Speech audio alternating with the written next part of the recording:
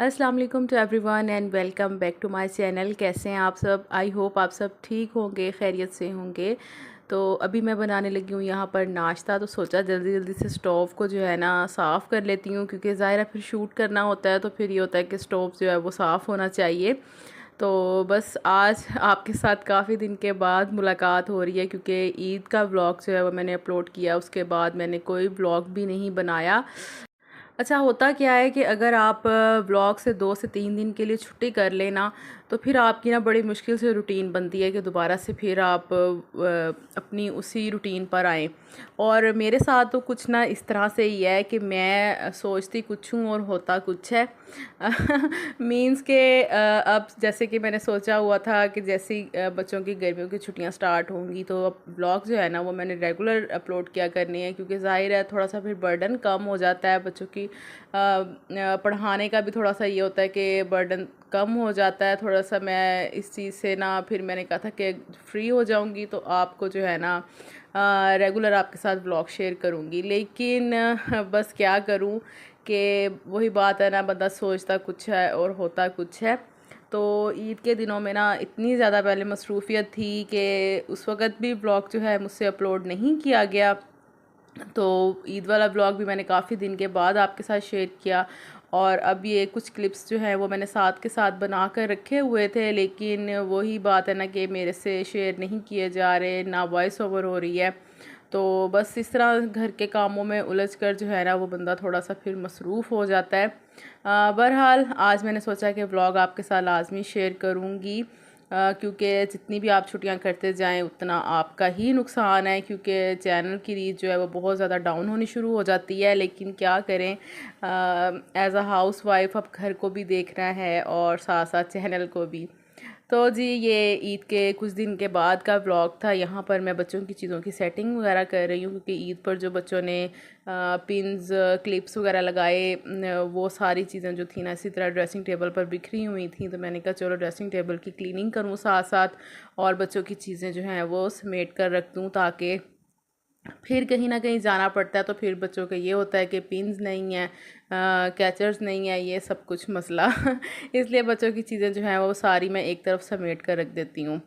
तो बस जिस तरह से मैं घर की क्लीनिंग वगैरह कर लूँगी अभी। और आजकल किचन में बहुत ज़्यादा मैस हुआ है, सारे बर्तन इधर के उधर बिखरे हुए हैं। ये मैंने आपको बताया ना कि ईद के कुछ दिन के बाद का ही व्लॉग है, यानी कि तीसरे या चौथे दिन का आई थिंक। तो किचन में काफ़ी ज़्यादा मैस हुआ था, चीज़ें सारी इधर उधर बिखरी हुई थी। ज़ाहिर है ईद के दिनों में किचन का इस्तेमाल बहुत ज़्यादा था, और इसके अलावा ये टाइल्स वगैरह भी बहुत ज़्यादा गंदी हो रही थी, चिकनाई मुझे बहुत ज़्यादा महसूस हो रही थी किचन में। तो फिर मैंने स्प्रे इसका तैयार करके ना तो लिक्विड बनाया पहले, और फिर सारी जो पीछे वाली वॉल थी स्टोव की उसको मैंने अच्छी तरह से साफ़ किया, क्योंकि यहाँ पर बहुत ज़्यादा दाग थे सालन के और चिकनाई इतनी ज़्यादा कि बहुत ज़्यादा फिर बुरी लगती है जब मैं खाना बना रही होती हूँ ना और मेरी नज़र पड़ जाए।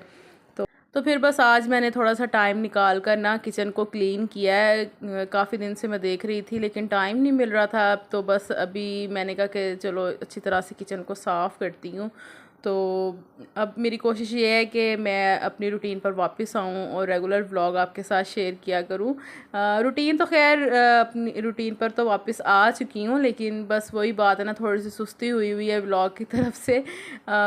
जो काम यानी कि मैं कहती हूँ कि चलो साथ साथ शूट कर लूँ, तो बस होता इस तरह से है कि दिल नहीं करता, तो इसकी वजह से फिर ये है कि शूट किया ही नहीं जाता। और जब व्लॉग शूट ही नहीं होगा तो फिर शेयर क्या करूँगी। तो बस जी खैर यहाँ पर बर्तन वगैरह भी मैंने वॉश कर लिए हैं, किचन की मैंने कर ली है सफाई। तो ये जी बस मैंने अपने हस्बैंड से सब्ज़ी मंगवाई है, तो मैंने कहा इसको भी निकाल के रखूँ शॉपर से, क्योंकि गर्मी इतनी ज़्यादा है, सब्ज़ी जो है ना वो पड़ी पड़ी बिल्कुल अनफ्रेश सी हो जाती है। तो मैंने कहा इनके इनको बास्केट्स वगैरह में डाल कर ना फ्रिज में रख देती हूँ, क्योंकि ये मैंने 3-4 दिन की इकट्ठी सब्ज़ी मंगवा ली है। बड़ी मुश्किल होती है जब सब्ज़ी घर पर ना पड़ी हो ना, तो बस आपको यही फ़िक्र होती है कि आज पकाएं क्या। तो इस तरह से 3-4 दिन की सब्ज़ी इकट्ठी मंगवा कर रख लेना तो फिर टेंशन नहीं होती, बंदे को पता होता है कि नेक्स्ट डे हमने क्या बनाना है। तो फिर मैंने आज ना करेले मंगवाए, साथ में भिंडियाँ मंगवाई हैं, और प्याज ख़त्म होने वाला था, थोड़ा सा रह गया था। फिर मैंने कहा चलें और मंगवा लेती हूँ, क्योंकि साथ के साथ मंगवाते जाओ ना तो फिर मुश्किल नहीं होती। और इसके अलावा ये मैंने अरबियाँ मंगवाई हैं, फिर मैं सोच रही थी कि आज मैं खाने में क्या बनाऊं, तो फिर मेरा दिल किया कि चलो आज मैं ना कीमा करेले बनाती हूँ। तो बस यहाँ पर मैं करेलों को जो है वो सारा छील लूँगी। और अभी अभी करेले छीलते वक्त मुझे याद आया कि मैंने आपके साथ जब मैंने लास्ट टाइम करेले बनाए थे ना, तो मैंने शेयर किया था कि करेले जो हैं वो मेरे बिल्कुल भी कड़वे नहीं बनते। बहुत मज़े के बनते हैं, बच्चे भी शौक़ से खा लेते हैं और हम सब भी। तो एक मुझे कमेंट आया था कि फिर आप इसकी रेसिपी शेयर करें कि किस तरह से आप बनाते हैं। तो रेसिपी तो खैर वो ही नॉर्मल है जो सभी यानी कि बनाते हैं, जैसे कि सारे मिर्च मसाले वगैरह वो ही जाते हैं इसमें। बात ये होती है कि जो आप करेले हैं ना, उनको जब आप बना रहे होते हैं उस टाइम पर अगर आप थोड़ी सी मेहनत करें ना इनको बनाते वक्त, तो फिर ये है कि करेले बिल्कुल भी करवाहट वाले नहीं बनते। अच्छा, इसका जो है ना सबसे पहला तरीका तो ये है कि आपने करेले जो है ना वो आप बहुत ज़्यादा ग्रीन वाले नहीं लेने, क्योंकि जो ज़्यादा ग्रीन वाले करेले होते हैं ना तो उसमें करवाहट बहुत ज़्यादा होती है। तो इस तरह से ये जो फार्मी टाइप के होते हैं ना करेले, वो थोड़े से कम करवाहट वाले होते हैं, लेकिन उनकी करवाहट को भी दूर करने के लिए अभी मैं आपको दिखाऊंगी कि मैं किस तरीके से ना बनाती हूँ। अच्छा, इस तरह से सारे करेले जो है ना वो छील लेने हैं, इनके बीज अच्छी तरह से ना निकाल देने हैं सारे। और अक्सर मैंने देखा है कि बीज समेत जो है ना वो करेले पका रहे होते हैं, तो वो तो बहुत ज़्यादा कड़वे बनते हैं। खैर, मैं तो बीज सारे निकाल देती हूँ। अच्छा, अब मैंने इसमें ना 3 से 4 चम्मच नमक के डालकर ना अच्छी तरह से इसको मसलना है, जैसे कि हाथों के साथ दबा दबा कर ना आपने इनको मसलना है।